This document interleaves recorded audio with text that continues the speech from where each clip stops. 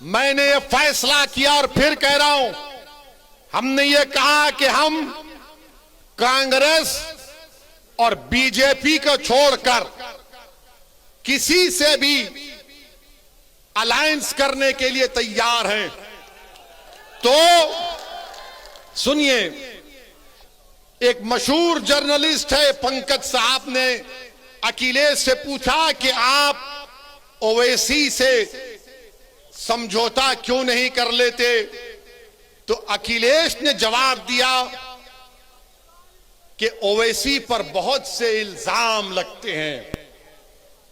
अखिलेश साहब, इल्जाम तो हम पर ही लगता है ना, आप पर तो कुछ नहीं लगता।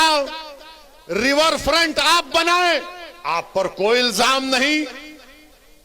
लखनऊ से कानपुर रोड आप बनाए, आप पर कोई इल्जाम नहीं। आपने सब कुछ किया, आपके 10-10 उंगलियां घी में थी, मगर आजम पर इल्जाम लगा बकरी चोरी का और भैंस चोरी का। ये इल्जाम सिर्फ हम पर लगता है, ये 60 साल से हम पर इल्जाम लग रहा है। कभी आतंकवाद का, कभी फिरका परस्ती का, कभी पुलिस को मारने का, तो कभी किसी और इल्जाम का। अखिलेश यादव साहब, इल्जाम तो भारत के मुसलमानों के मुकद्दर का हिस्सा बन चुका है। अब हम इल्जामात की फिक्र नहीं करेंगे। सुन लो अखिलेश यादव, मुझे तुमसे कोई सर्टिफिकेट की जरूरत नहीं है। मैं इस जनता के दरमियान में जाकर अपनी दिल की बात करूंगा और इनके दिल को जीतूंगा और इनसे वोट का मुतालबा करूंगा। तुम क्या दोगे? तुम 11% यादव हो, हम 19% मुसलमान हैं। अगर तुम मुख्यमंत्री बने और जनाब मुलायम सिंह बने तो मुसलमानों के वोट की खैरात से बने। तुम याद रखो इस बात को। हम पर इल्जाम, अरे हमारे पे कुछ इल्जाम लगा, हमारी तारीख गवाह है, हमारी नबी की सीरत की किताबें पुकार कर कह रही हैं कि जिस पर इल्जाम लगता है अल्लाह उसको कामयाब करता और करेगा इंशाअल्लाह ताला। इल्जाम है, कोई बात नहीं है, मगर याद रखो, चुनाव के बाद बच्चों की तरह नहीं रोना।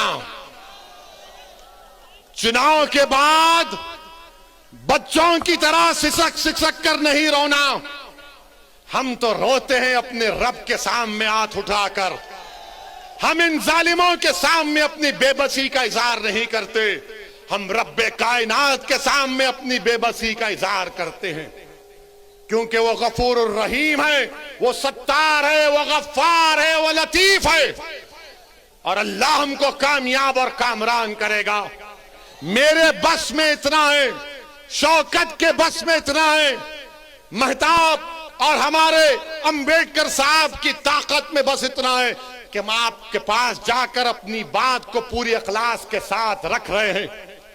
दिलों में मोहब्बत डालने वाले का काम तो अल्लाह का है, दिलों को मोड़ने का काम तो अल्लाह का है। मैं तो बार बार कह रहा हूं कि अपने दिल पर हाथ रखकर मैंने आज आधे घंटे 40 मिनट में जो कुछ कहा, सोचो आप। अपने घर को जाओ, रात के अंधेरे में अगर तुम उठते हो तो सोचो इस बात को, कब तक हम सिस्कियां लेकर, कब तक हम इस गैर यकीनी कैफियत में अपनी जिंदगी को गुजारेंगे।